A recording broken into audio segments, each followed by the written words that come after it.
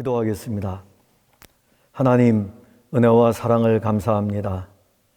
이렇게 사랑하는 친구들과 함께 체프를 통해서 만났습니다. 우리 주 예수 그리스도의 사랑이 이 체프를 통해서 사랑하는 친구들에게 풍성하게 임하도록 도와주옵소서. 예수님 이름으로 기도하옵나이다. 아멘. 하나님 말씀을 보도록 하겠습니다. 고린도전서 13장 13절 말씀입니다. 그런즉 믿음, 소망, 사랑 이 세 가지는 항상 있을 것인데 그 중에 제일은 사랑이라. 여러분 반갑습니다. 먼저 저를 여러분들에게 잠깐 아주 짧게 소개를 한다면은 저는 동탄에서 풍성한 교회를 섬기고 있는 김성만 목사라고 합니다.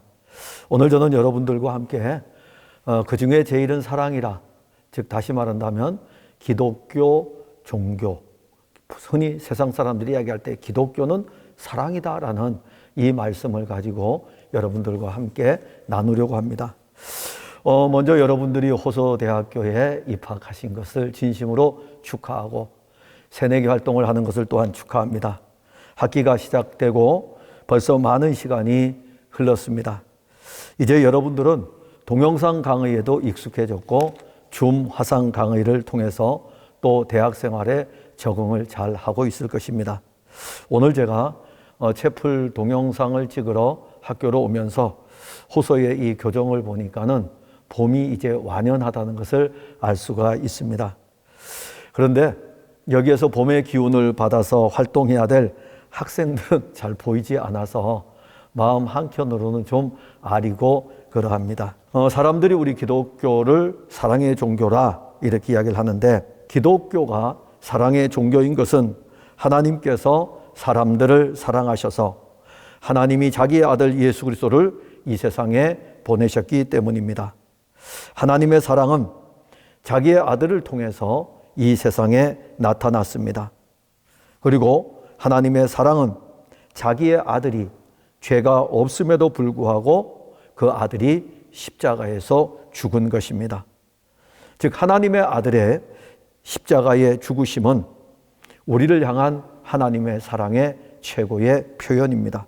그런데 오늘 우리가 읽었던 고린도 교회에 보내는 편지를 보더라도 그런즉 믿음, 소망, 사랑 이 세 가지는 항상 있을 것인데 그 중에 제일은 사랑이라. 이것이 바로 기독교입니다. 기독교에서 사랑은 전부입니다. 그런데 사랑은 언제나 섬김과 나눔으로 나타납니다. 섬김과 나눔은 사랑의 표현입니다. 만일 우리가 사랑한다고 하면서 섬김과 나눔이 나타나지 않는다면 그 사랑은 참 사랑이 아닐 것입니다. 여러분들은 중세시대에 교회가 타락하고 부패하였을 때에 활동을 하였던 한 수도사를 알고 있습니까? 프란시스코라는 수도사.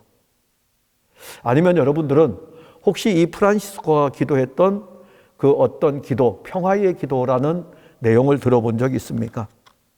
제가 오늘 여러분들에게 프란시스코가 기도했던 평화의 기도의 내용을 잠깐 언급해 드리겠습니다. 주님, 저를 평화의 도구로 써 주소서.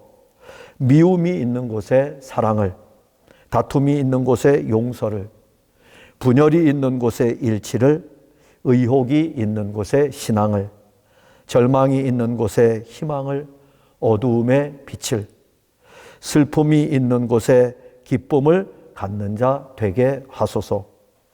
위로받기보다는 위로하고, 이해받기보다는 이해하며, 사랑받기보다는 사랑하게 하여 주소서.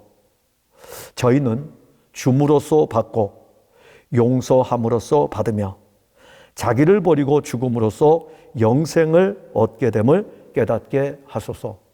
이것이 그 유명한 성 프란시스코의 평화의 기도입니다. 이 프란시스코는 이탈리아 중부 아시시라고 하는 마을에서 태어났습니다. 그의 집은 상당히 부유했습니다. 그리고 그 프란시스코 자체가 상당히 잘생긴 얼굴입니다. 그리고 부유하였고, 그러다 보니까 화려한 옷을 즐겨 입었고, 그리고 또 그는 돈이 많았기 때문에 밖에 나가서 활락을 일삼으며 향락에 취해서 살았습니다. 근데 어느 날 그 지역에 전쟁이 터지게 되고, 그래서 프란시스코도 전쟁에 참전할 수밖에 없었습니다. 그러나 그는 전쟁에 참전하였다가 포로가 됩니다.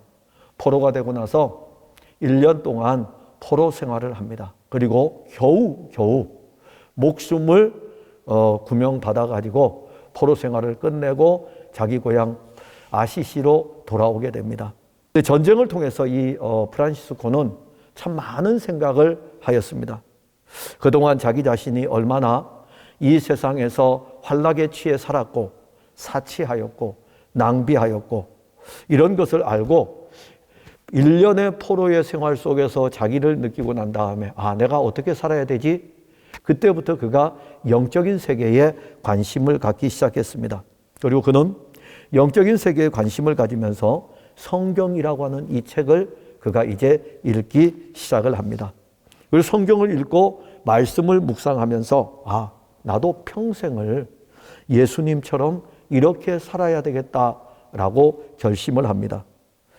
그런데 문제는 프란시스코 주변에 있는 친구들, 항상 세속적인 활락을 즐겨하고 오락을 좋아하고 사치하던 이 친구들이 하루아침에 프란시스코가 변하니까는 자기들은 이해할 수 없는 거예요.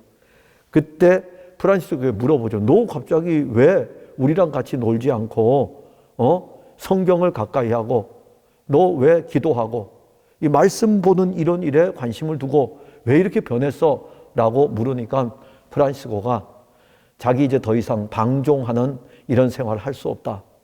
나는 곧 결혼할 몸이다. 이렇게 이야기를 하는 거예요. 그러니까 친구들이 깜짝 놀란 거예요. 결혼한다고? 너 누구랑 결혼하는데? 그때 프란시스코가 하는 이야기가 나는 청빈과 결혼한다. 청빈은 가난이죠. 나는 가난과 결혼한다. 그렇게 이야기를 합니다. 이게 이제 프란시스코가 인생이 바뀌는 하나의 전환점이 됩니다. 그리고 프란시스코가 어느 날 다미엘 교회에서 이렇게 기도하고 있는데 하나님으로부터 들려지는 음성이 내 집을 수리하라라는 이 음성을 듣게 됩니다. 그래서 이 프란시스코는 집을 수리하라고 하니까는 교회를 수리하라는 줄 알고 아시시 이 지역에 교회를 다니면서 교회가 무너지거나 수리해야 될 때가 있으면 망치를 들고 가가지고 교회를 수리하고 막 이런 일을 합니다.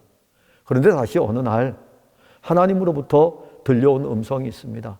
내가 집을 수리하라고 한 것은 그런 집을 수리하라고 하는 것이 아니고 바로 이 타락하고 부패한 교회를 수리하라는 것이다 라고 이야기를 해줍니다. 그래서 그가 이 이야기를 듣고 집으로 돌아와서 자기의 있는 모든 것을 이제 팔아서 가난한 사람들에게 나누어 주고, 심지어 자기 아버지가 이 옷장사를 해가지고 많은 재산을 가지고 있었는데 아버지가 가지고 있는 그 옷감까지 다 팔아가지고 가난한 사람들을 도와주는 데 사용을 합니다. 그래서 이 프란시스코는 아버지로부터 쫓겨나요. 그때부터 이 프란시스코는 집을 들어가질 않아요.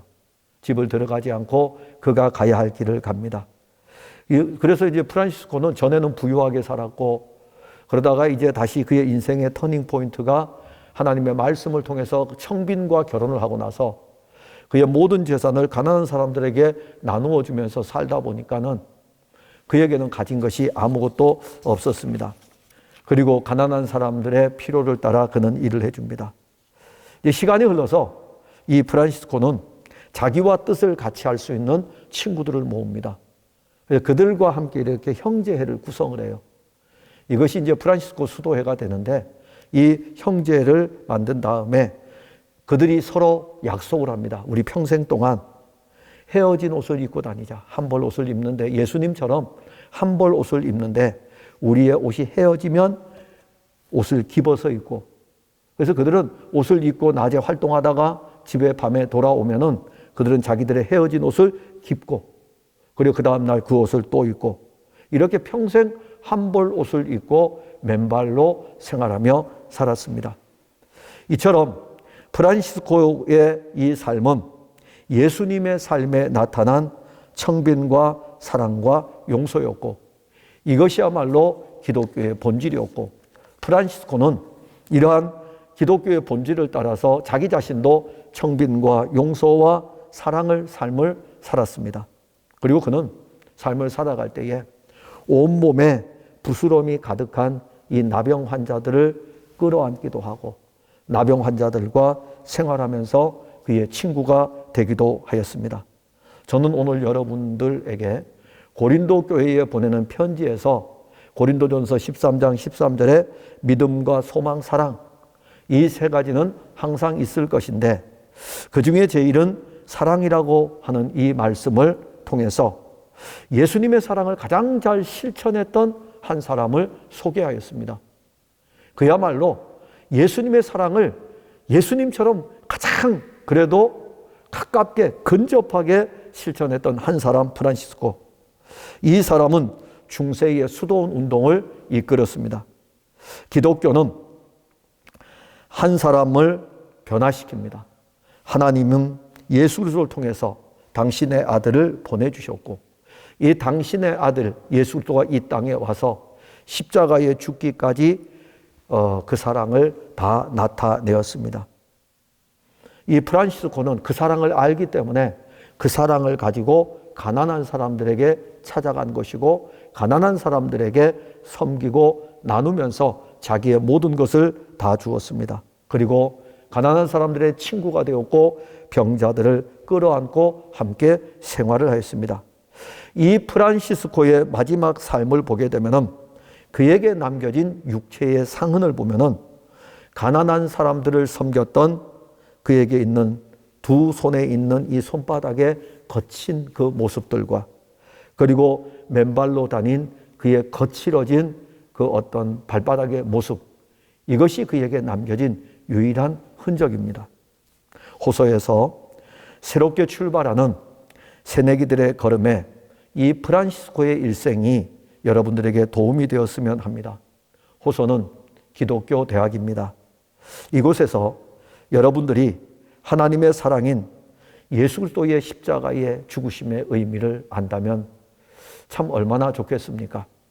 그리고 그 의미를 따라 살았던 프란시스코의 삶이 여러분들의 삶에 이후에 어떤 영향을 끼친다면 더더욱 더 여러분들은 이 호소에서 참 많은 것들을 누릴 수 있지 않겠습니까? 앞으로 4년 동안 여러분들이 이 호소에서 여러분들이 원하는 전공의 과목을 공부하며 진력하여 나아갈 때에 호소가 기독교 대학인 것을 여러분들이 아시니까 체프를 통해서 또 여러분들이 어떤 이 학교 활동을 하면서 서클 동아리 활동을 통해서든지 간에 여러분들이 그리스도를 만나기를 바라고, 프란시스코의 섬김과 나눔의 이 사랑이 여러분들에게 배어 있어 이후에 호소를 졸업하고 난 이후에도 여러분들을 통한 영적인 영향력이, 또한 여러분들의 삶에 기독교의 사랑이 동력이 되기를 바랍니다. 기도하겠습니다. 하나님, 은혜를 감사합니다. 사랑하는 우리의 친구들이 호서대학교에 입학을 하고 새롭게 출발하는 이 여정에서 하나님의 사랑을 알기를 원합니다.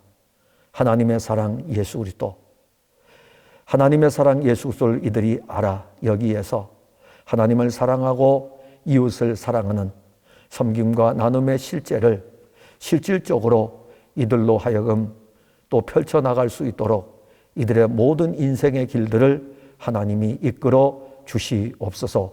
이들의 장래에 가는 여정 속에서도 하나님의 손이 이들과 함께하기를 원하며 예수님 이름으로 기도하옵나이다. 아멘. 이제는 우리 주 예수 그리스도의 은혜와 하나님 아버지의 사랑과 성령님의 충만케 하심과 역사하심이 호소에서 하나님의 사랑을 알아 그 사랑 안에서 믿음으로 잘 자라 훗날에 이 사회의 큰 일꾼이 될 모든 호소에 사랑하는 친구들에게 이제로부터 영원까지 함께 있을지어다. 아멘.